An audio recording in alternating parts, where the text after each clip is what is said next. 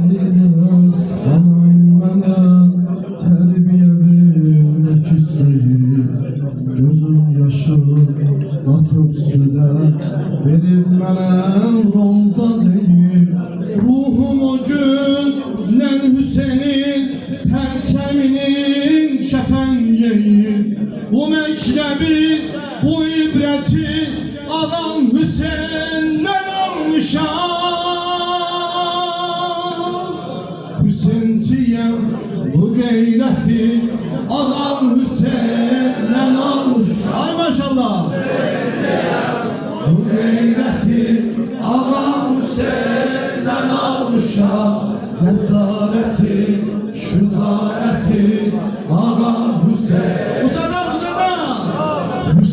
Hüseyin. Adam Hüseyin. Ay maşallah. Hüseyin. Adam Hüseyin. Hüseyin. Adam Hüseyin. Hüseyin. Adam Hüseyin.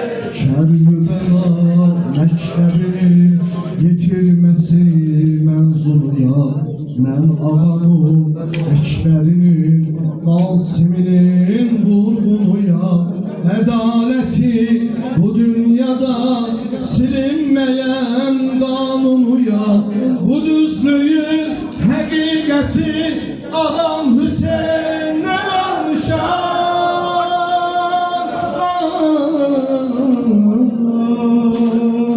Hüseyin'siyem bu gayreti Adam Hüseyin. ben almışam. Cesareti, şücaeti adam Hüseyin'den almışam. Hüseyin. Adam Hüseyin. Maşallah. Hüseyin. Adam Hüseyin. Hüseyin. Adam Hüseyin. Hüseyin. Adam Hüseyin. Kerbela mektebinin getirmesi menzuluya ben ağamın ekberinin Qasiminin vurgunuya adaleti bu dünyada silinmeyen kanunuya bu düzlüğü hakikati ağam Hüseyin'den almışam. Hüseyin. Adam Hüseyin. Hüseyin. Adam Hüseyin. Hüseyin.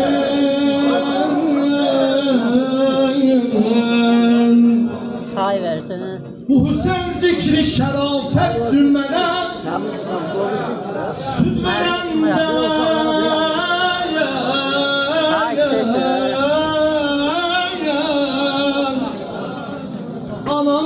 anamın rəhti mənə mən qədayəm mənə sultanlı Hüseyin.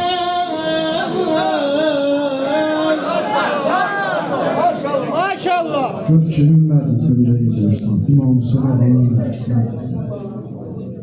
Mən qədayəm, mənə sultanlı Hüseyin.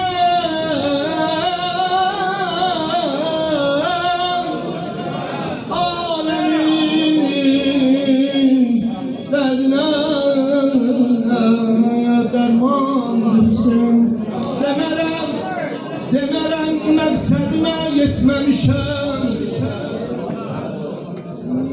Demerəm məqsədimə yetməmişəm. Vazibat əmrini mən tərk etməmişəm. Ya Hüseyin, şahid ol bu cəmiyyətə. Biz ki ayrı qapıya getməmişik. Gözümüzə çəkmə behiştin bağını. Min bağını vermərəm Hüseynin dırnağını.